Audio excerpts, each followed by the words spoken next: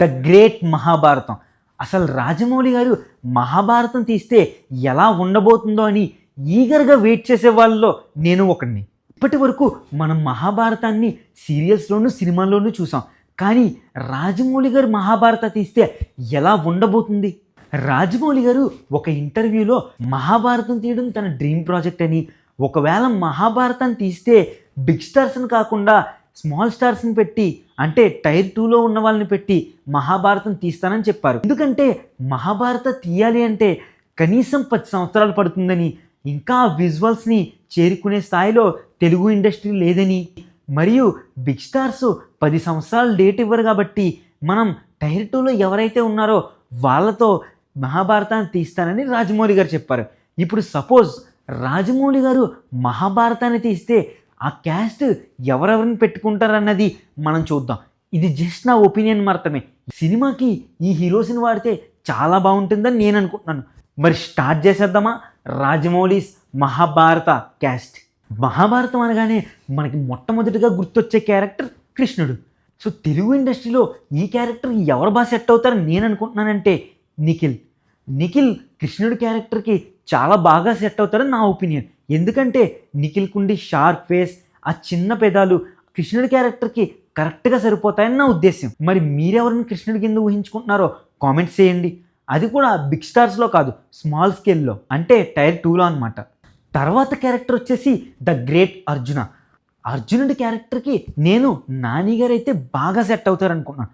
ఎందుకంటే natural action చేయడంలో నాని గారికి చాలా పేరుంది. కానీ నాని గారు ఈ క్యారెక్టర్ కోసం ఇప్పుడుండేలా కాకుండా బాగా లావ్ అయి కండలు పెంచితే చాలా బాగా సెట్ అవుతారని నా అభిప్రాయం. సో తర్వాత క్యారెక్టర్ వచ్చేసి భీముడు గురించి గుర్తు తెచ్చుకోగానే నాకు మైండ్లో స్ట్రైక్ అయిన క్యారెక్టర్ విశ్వక్సేన్.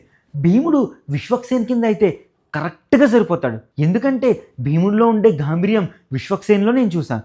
విశ్వక్సేను భీముడు వేషం వేసి ఒక్కసారి మనకు స్క్రీన్ మీద కనపడితే ఖచ్చితంగా థియేటర్లు అయితే షేక్ అవుతాయి. నెక్స్ట్ క్యారెక్టర్ వచ్చేసి భీష్మకి చాలా సెటిల్డ్గా యాక్ట్ చేయాలి కాబట్టి భీష్మ క్యారెక్టర్కి జగపతి బాబు గారు అయితే పర్ఫెక్ట్గా సరిపోతారని నేను అనుకుంటున్నాను. సో తర్వాత క్యారెక్టర్ వచ్చేసి దుర్యోధన క్యారెక్టర్లో రానా గారు అయితే కరెక్ట్గా సెట్ అవుతారని నా అభిప్రాయం.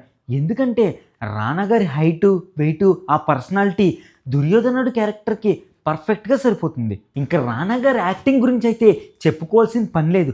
ఈ క్యారెక్టర్కి రానా గారు 100% న్యాయం చేస్తారని నేనైతే అనుకుంటున్నాను.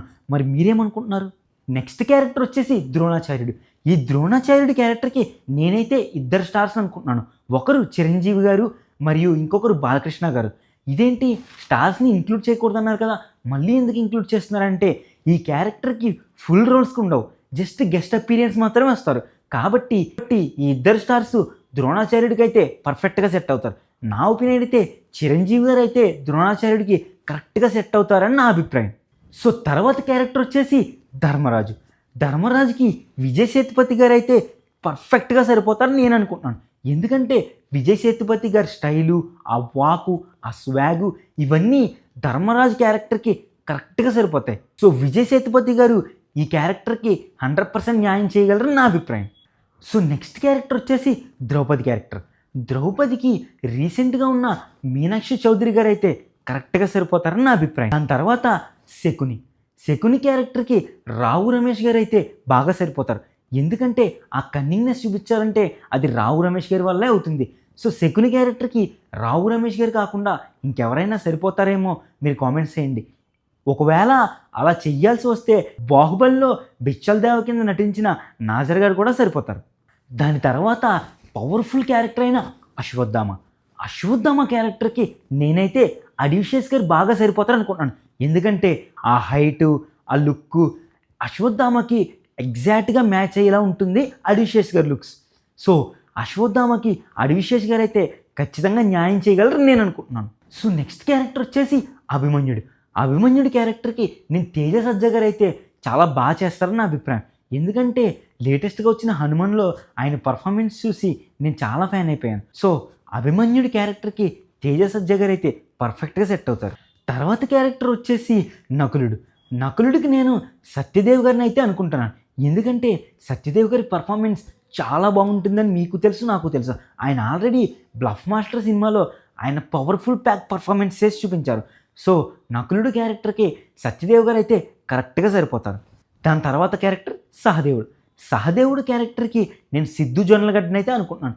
ఎందుకంటే ఆ న్యాచురల్ లుక్స్తో సహదేవుడు క్యారెక్టర్ సిద్ధు జొన్నలగడ్డ గారు బాగా ప్లే చేస్తారు. సో ఇంకా చాలామంది అయితే మిస్ అయ్యారు.